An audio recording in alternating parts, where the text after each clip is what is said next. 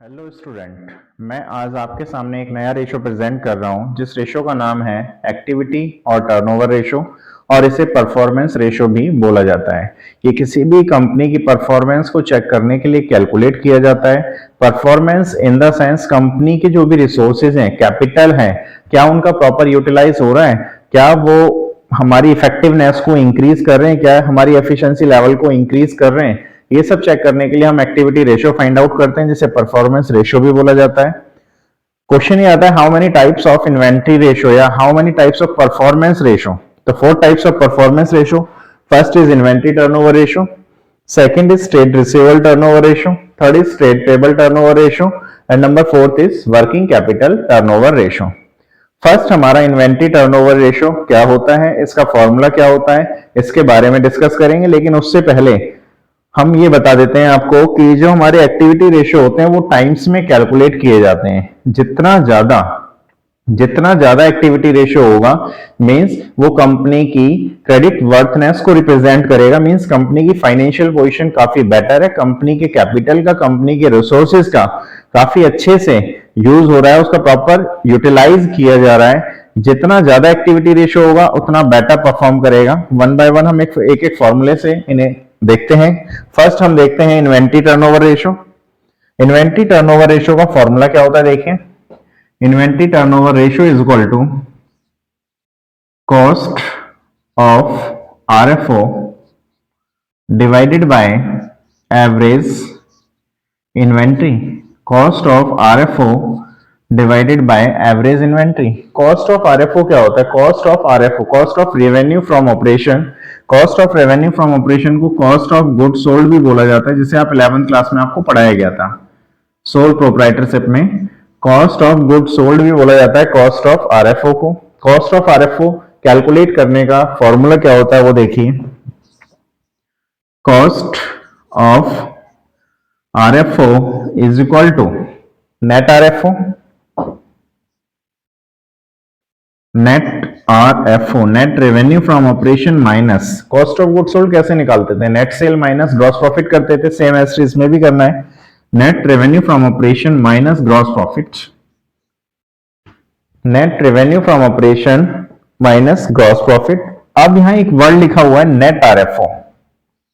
Net RFO कैसे calculate होता है ये सभी को पता होगा। Net RFO is equal to revenue from operation minus return. Return कौन सी होगी? Return means sales. रिटर्न से रिलेट हम बात कर रहे हैं क्योंकि रेवेन्यू फ्रॉम ऑपरेशन को बोला जाता है सेल। सेल में से यदि हम रिटर्न को माइनस कर दें तो नेट आरएफओ हमारे पास कैलकुलेट हो जाएगा। कॉस्ट ऑफ आरएफओ हमने समझ लिया क्या होता है। कॉस्ट ऑफ आरएफओ कैलकुलेट करना समझ लिया। नेट आरएफओ माइनस जीपी, ये हमारे लिए होता है cost of RFO. Cost of RFO निकालने का एक सेकंड मेथड भी होता है। क्या मेथड होता है देखिए। कॉस्ट ऑफ आरएफओ निकालने का सेकंड मेथड क्या है देखिए। यदि हम opening inventory, opening inventory, inventory means stock, plus net purchase plus all direct expenses minus closing inventory, ये भी हमारा फॉर्मूला होता है net cost of RFO calculate करने का।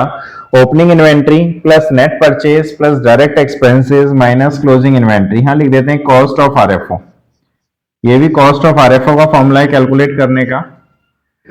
एक तो आपको ये ध्यान रखना है कि यदि आरएफओ और जीपी गिवन हो तो डायरेक्टली इस फॉर्मूले को पुटअप कीजिए, net RFO minus GP.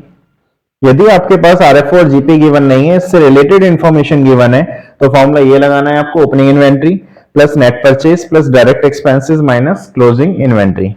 Next इधर लिखा हुआ है एवरेज इन्वेंट्री। ये एवरेज इन्वेंट्री क्या होता है? एवरेज इन्वेंट्री तो सभी को फाइंड आउट करना था, किसी भी चीज का एवरेज कैसे निकालते हैं। Average inventory, inventory means stock, average inventory is equal to opening inventory, opening inventory plus closing inventory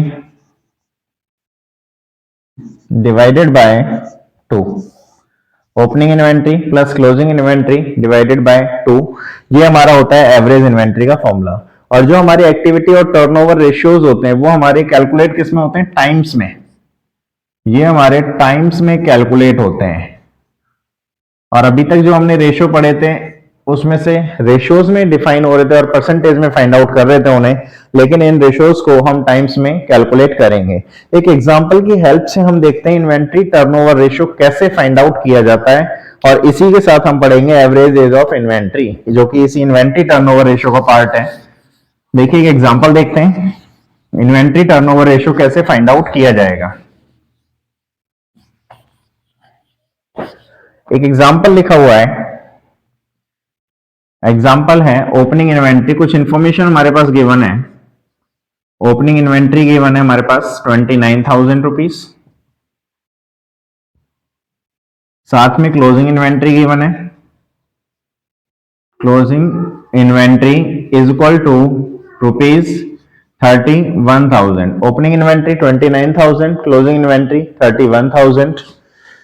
साथ में हमारे पास कॉस्ट ऑफ आरएफओ भी गिवन है, कॉस्ट ऑफ आरएफओ जो कि 3 लाख रुपीज गिवन है। Cost of RFO 3 lakh rupees given है, और साथ में हमारे पास ग्रॉस प्रॉफिट गिवन है। ग्रॉस प्रॉफिट क्या गिवन है आपके पास? ग्रॉस प्रॉफिट है 25% ऑन आरएफओ, 25% ऑन आरएफओ, ये हमारे पास ग्रॉस प्रॉफिट गिवन है। अब क्वेश्चन में पूछा जाता है कैलकुलेट, क्वेश्चन में बोला जाता है calculate inventory turnover ratio, calculate inventory turnover ratio, ये फाइंड आउट करने के लिए क्वेश्चन में बोला जाता है। देखिए कैसे स्टार्टिंग करेंगे। फर्स्ट ऑफ ऑल तो आपको ये पता होना चाहिए कि इसका फॉर्मूला क्या है। इन्वेंट्री टर्नओवर रेशियो का सबसे पहले आपको फॉर्मूला पता होना चाहिए कि क्या फॉर्मूला है इसका। सॉल्यूशन स्टार्ट करते हैं। सबसे पहले लिखिए इसका formula, inventory turnover ratio is equal to cost of RFO, cost of RFO divided by average inventory. ये फॉर्मूला होता है, सभी स्टूडेंट्स को पता है जो अभी हमने पढ़ा था। अब कॉस्ट ऑफ आरएफओ कैसे फाइंड आउट होता है? कॉस्ट ऑफ आरएफओ हमने अभी पढ़ा था। कॉस्ट ऑफ आरएफओ कैलकुलेट होता है, कॉस्ट ऑफ आरएफओ कैलकुलेट होता है RFO minus GP, RFO minus GP. लेकिन इस क्वेश्चन में कॉस्ट ऑफ आरएफओ तो गिवन है आपके पास। इस क्वेश्चन में cost of RFO rupees 3 lakh given है, तो हमें क्या कैलकुलेट करने की जरूरत पड़ेगी? नहीं पड़ेगी जरूरत, क्योंकि cost of RFO straight forward given है 3 लाख रुपीज। एवरेज इन्वेंट्री हमें फाइंड आउट करना पड़ेगा।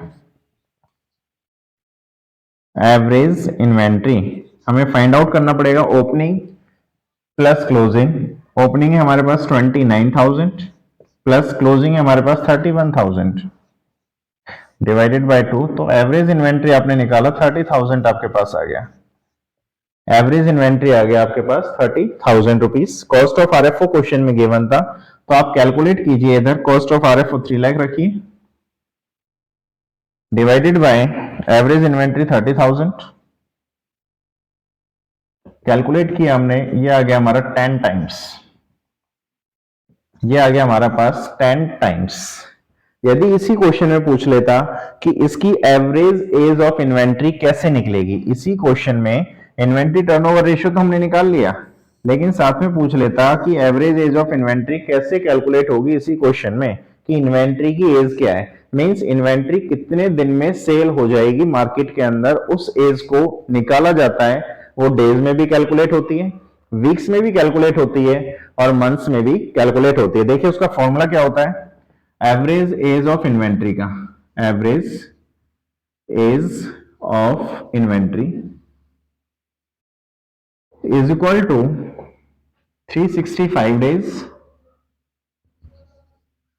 12 months, 52 weeks divided by inventory turnover ratio. इसे शॉर्ट फॉर्म में बोला गया ITR. ITR means income tax return मत समझ लेना, ITR means inventory turnover ratio, ratios के चैप्टर में।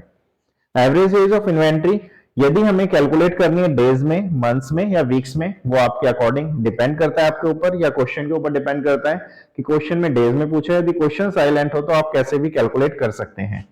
एवरेज एज ऑफ इन्वेंट्री निकालते हैं हम इसमें। मान लो हम डेज में कैलकुलेट करते हैं, तो 365 days divided by inventory turnover ratio क्या फाइंड आउट हुआ हमारा, 10 टाइम्स फाइंड आउट हुआ। तो 10 से हमने डिवाइड किया तो हमने कहा 36.5 डेज में, यानी कि अप्रॉक्स 37 डेज, अप्रॉक्स 37 डेज के अंदर हमारी इन्वेंट्री सोल्ड आउट हो जाएगी। 37 डेज के अंदर हमारी इन्वेंट्री सोल्ड आउट हो जाएगी। क्लियर हो गया। हमने इस क्वेश्चन में इन्वेंट्री टर्नओवर रेशियो भी निकाला और साथ में हमने उसकी एवरेज एज ऑफ इन्वेंट्री भी फाइंड आउट करके दिखाई आपको। क्लियर है यहां तक। यदि इस क्वेश्चन में एक छोटा सा चेंज करके देखते हैं, एक लूप होल है इधर, यदि इधर कॉस्ट ऑफ आरएफओ गिवन नहीं होता, इस क्वेश्चन में कॉस्ट ऑफ आरएफओ गिवन नहीं होता, ओनली आरएफओ गिवन होता, तो क्या करते आप। यदि इस क्वेश्चन में कॉस्ट ऑफ आरएफओ गिवन नहीं होता, आरएफओ गिवन होता, तो आप क्या करते। कॉस्ट ऑफ आरएफओ इजीली निकाल सकते थे। आरएफओ 3 लाख है, जीपी 25% ऑन आरएफओ है, तो कितना आ जाता 75,000। तो cost of RFO 3 lakh minus 75,000 is equal to 2,25,000 आ जाता। क्लियर है यहां तक सभी स्टूडेंट्स को। बाकी इससे रिलेटेड क्वेश्चंस करते रहिए, कोई डाउट्स हो तो आप लोग बताइए मुझे कमेंट सेक्शन में जाके। आज के लिए इतना ही। बाकी नेक्स्ट वीडियो में हम इसका नया रेशियो लेकर आएंगे जिसका नाम होगा ट्रेड रिसीवेबल टर्नओवर।